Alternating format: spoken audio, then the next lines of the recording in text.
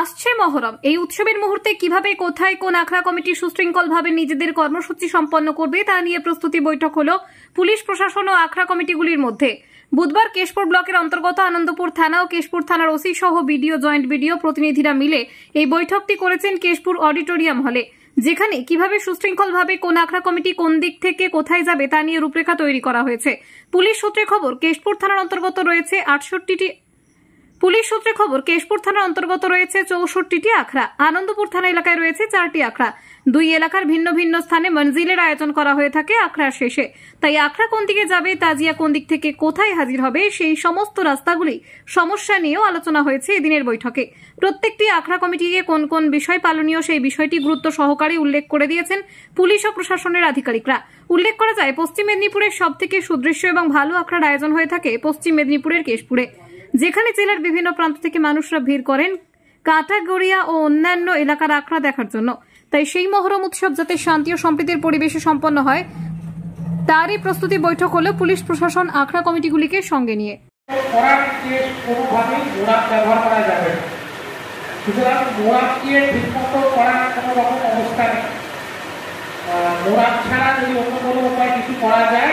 সেই পদ্ধতিতে করার একটা চেষ্টা করা হয় ব্লক প্রশাসনের তরফে। কোনো রকম অস্ত্র কিন্তু মহরমের তাজিয়া হোক বা অন্য কোনো ধর্মের তাজিয়া বা আখড়া হোক, এটা বহন করা যায় না। এটা সরকারি নির্দেশ আছে, আপনারা প্রত্যেকেই জানেন। এটা মেনে চলবেন, কোনো রকম অস্ত্র বহন করবেন না। যে মহরম কমিটি যারা তাজিয়া বানাচ্ছে, বিভিন্ন সময় বিভিন্ন রকম থিম বানান, প্রত্যেক ক্ষেত্রে প্রত্যেকটা গ্রামই নতুন নতুন থিমের উপর তুলে করে। তো এই থিম বানাতে গিয়ে একটা জিনিস লক্ষ্য রাখবেন, এমন কোনো থিম বানাবেন না যেটা কারো ভাবে, সেটা ধর্মীয় হোক, কোনো রাজনৈতিক ভাবে হোক, সেটাকে অক্ষুণ্ণ করে বা নষ্ট করে। তো আমি প্রত্যেকটা কমিটির কাছে অনুরোধ করবো, আগের বছর একটা সমস্যা হয়েছিল, আমি যা কমিটির নাম করছি না, সেটা আমরা সলভ করে দিচ্ছিলাম মহরমের আগে। তো আমরা আপনাদের কাছে একটা জিনিস অনুরোধ করবো যে এমন কোনো থিম বানাবেন না যেটা কারো ধর্মীয় ভাবে বা অন্য কোনো ভাবে আঘাত করে। যেটা জেনারেল থিম আছে, বিভিন্ন রকম সুন্দর থিম আপনারা বানান। আমি এর আগে আগের মহরমে আমি ট্রেনিংয়ে ছিলাম, তেজপুরে ছিলাম। আগের মহরম দেখিনি, আমি 19 সালে মহরম দেখেছি। এর আগে আমি নাগপুরে ছিলাম, নাগপুরেও অনেক বড় মহরম হয়, ওখানেও সুন্দর সুন্দর থিমের উপরেই মহরম আসছে।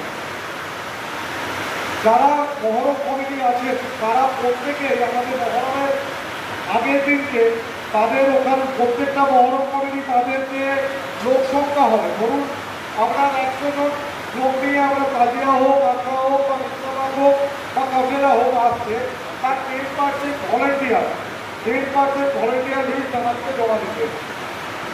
ভলেন্টিয়ার লিস্ট যখন দেবে তাদের নাম দিতে,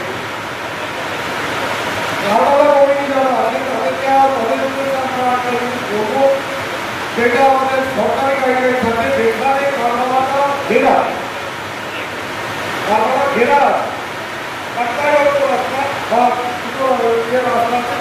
ঘেরা আছে, সেক্ষেত্রে কারবালা কমিটি কিন্তু পাবলিকের ঢুকার এন্ট্রি পয়েন্ট এবং এক্সিট পয়েন্ট আলাদা আলাদা করবে। এটা খোলা পয়েন্ট সেখানে সম্ভব নয়, রাখার ওপর চেষ্টা করবে স্পেসিফিক্যালি একটা দিকে ঢুকতে অপর দিকে বেরিয়ে যাওয়া।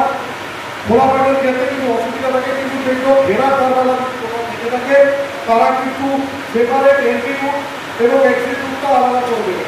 কারবালাতে সিসিটিভি কিন্তু ক্যামেরা মাস্ক লাগাতে হবে, পর্যাপ্ত লাইটের ব্যবস্থা করতে হবে, মাইক যে ঘোষণা করতে হবে, বিভিন্ন ঘোষণা করতে হবে যে এই মহরম এসে পৌঁছেছে, আপনারা বা ওইখানে ওই সমস্যা হচ্ছে।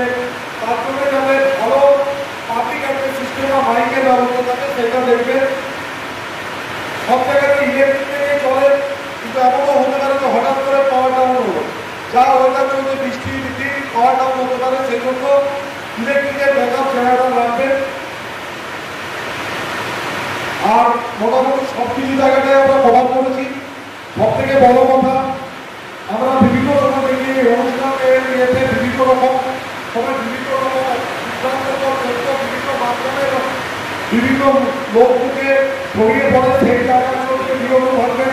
যদি এই ধরনের কোনো ঘটনা সোশ্যাল মিডিয়ায় হোক বা কারোর মুখ থেকে শুনে থাকেন, দয়া করে বলবো প্রশাসনের সাহায্য নিই।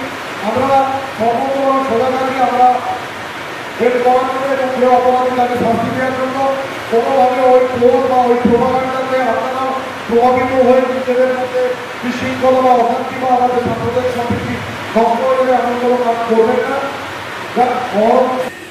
আমরা অনেকক্ষণ ধরে আপনাদের সময় নিচ্ছি। আমি আবার মঞ্চে